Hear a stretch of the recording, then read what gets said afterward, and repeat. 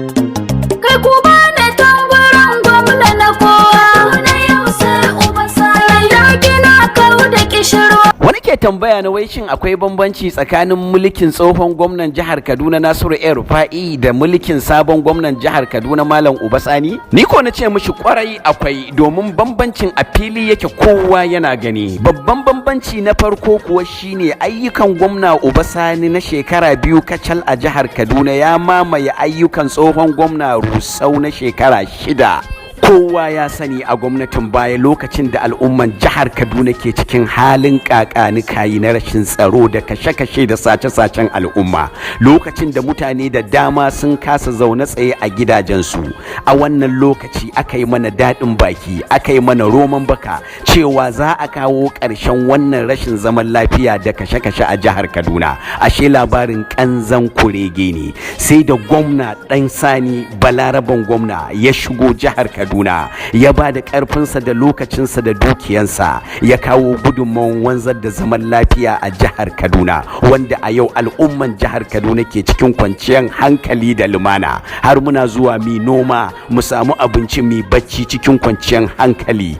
Wannan kadai ya isa mu sake zaben Uba Sani a 2027 mai zuwa. Mu daina yadda da labarin ƙanzan kurege akan gwamna Uba Sani. Kada mu yadda wanda ya jefa mu cikin kakanikayi a gwamnatin baya ya dawo ya cika mu da surutun da babu makama, babu gaskiya, babu yarda, babu amincewa a ciki, ya sauke mu daga gurin gwamna Uba Sani mu ƙara shiga halin kakanikayi. Ina kira ga al'umman jihar Kaduna mu shiga hankulanmu, daɗin baki ba shi za mu lura da shi ba. Uba Sani ba mai yawan surutu ba ne, ina ƙara faɗi. Bai taɓa shiga gidan rediyo ya ci mutuncin wasu mutane a gwamnatinsa ba, ko da suna jam'iyya ɗaya ko ba sa jam'iyya ɗaya. Bai taɓa shiga gidan rediyo ya tsine ma wasu mutane a cikin jihar Kaduna ba. Bai taɓa shiga gidan rediyo ya ma dattawa rashin kunya ba. Ya kamata mu sani cewa mutunci, kima yana ƙara ma mutum martaba a rayuwarsa.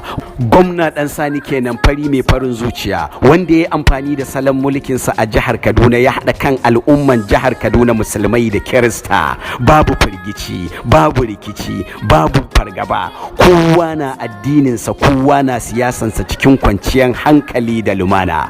Kowa ya samu 'yanci, ya samu 'yancin fita ya tafi gona, ya samu 'yancin fita ya tafi kasuwanni. Ba gaman gwamnatin baya ba da aka rusa kasuwannin mutane, aka ƙara ma ɗalibai kuɗin makaranta, aka kori ma'aikata a aiki, aka kori malaman firamare da sakandare daga ayyukansu, wanda haka ya jefa al'umman jihar Kaduna cikin halin kwakanikayi da kunci, wanda ya janyo abubuwa ya taɓarɓare a jihar Kaduna. Amma da zuwan gwamna Uba Sani ya yi amfani da salon mulkinsa da arzikinsa da ƙarfinsa da ikonsa ya tsamo mu daga cikin waɗannan matsaloli da aka tafi aka bar mu. Ta yaya za mu yadda a zo a kauda mana da tunaninmu da zuciyarmu akan gwamna Uba Sani? Muna yin ka gobe, muna yin ka jibi, insha Allahu in ana yin gwamna gata kai za mu zaɓa a jihar Kaduna. Wannan saƙon babban mai gidana ne, Honorable Muntaka Salihu Jumare, babban mai ba gwamna shawara kan harkokin filaye jihar Kaduna.